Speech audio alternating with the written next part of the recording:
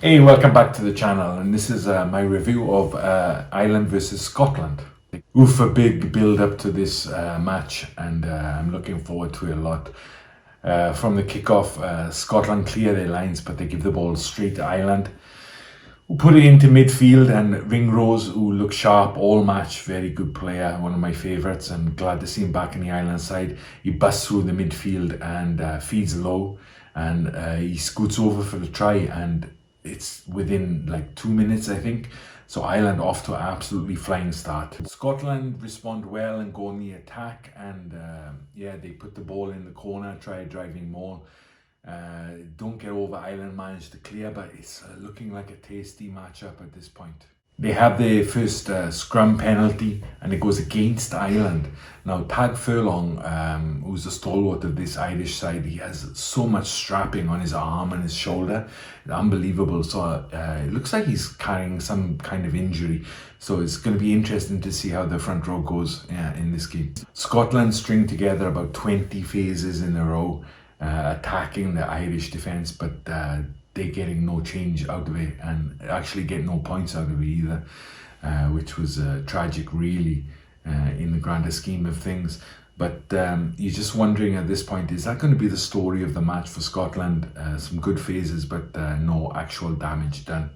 The game eventually slows down a little bit, and yeah, unfortunately, bad news for Scotland. My favourite player in their side, Kinghorn, he's went off for a HIA and he failed it, so he's out of the game, and that's going to cost Scotland big because he's one of their best attacking options. Just a fantastic player, and so sorry that his World Cup ended in this fashion, but yeah, gutted for him really. And on cue, Ireland, as soon as they get the opportunity, the ball goes out to Keenan, and he gets over for a try. And what a fantastic player he is.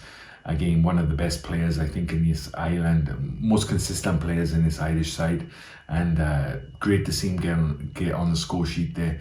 And Ireland go 12-0 in front. Scotland need to do something before the halftime whistle.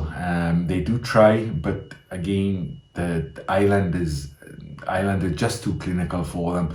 As soon as they get down the other end, they keep it tight, and Henderson gets over for a score, and now it's 19-0, and yeah, Scotland are up against it. Ireland are looking strong in every department, and it's such a big ask for Scotland at this point, and you begin to realize why Ireland are the world #1 team, and they even like doing tap penalties close to the line, which is like a lost art. You don't see them very often these days, and it doesn't pay off for them, but it just shows the adventurousness of Ireland and the confidence they have in their play. They're just willing to try stuff. And off the back of those tap penalties, Keenan gets over for the second try, and it's 26-0 going into half-time. Oof. What a dominant half by the Irish team. So as the second half kicks off, you have to ask yourself, is there any way back for Scotland? They come out all guns blazing, they look fired up, and straight off the bat, I think Ollie Smith, he leaves a leg hanging and kind of trips up Johnny Sexton. Johnny Sexton complains, and then everything kicks off, and Schumann smashes someone over the sidings, and yeah, everyone's in. Omani, of course, is in there, and it's nice to see the players fired up, I gotta be honest, but yeah, I think the Scottish tempers are fraying a little bit just out of pure frustration because they can't break down this Irish defence. Ollie Smith, for his troubles, gets a yellow card. A little bit harsh, I think. Game really didn't need that. Scotland already had their work cut out, and now they're down to 14 men.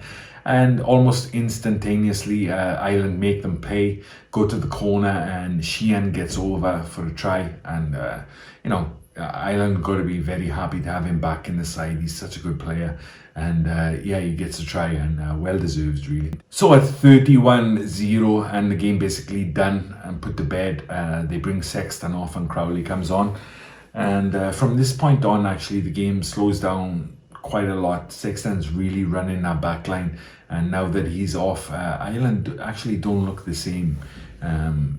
don't have the same intensity and the same kind of vigor that they had previously in attack, and that's something they definitely are going to be aware of going into the quarterfinals. Saying that, Crowley does put in a very nice crossfield kick for Ringrose, who gathers it and goes over for his first try of the match, so Crowley did well when he came on. It's just a different level, they're playing at different levels. But Ireland extend the lead, and now from Scotland's point of view, it's a case of like not being embarrassed. So they're gonna have to work hard to avoid that.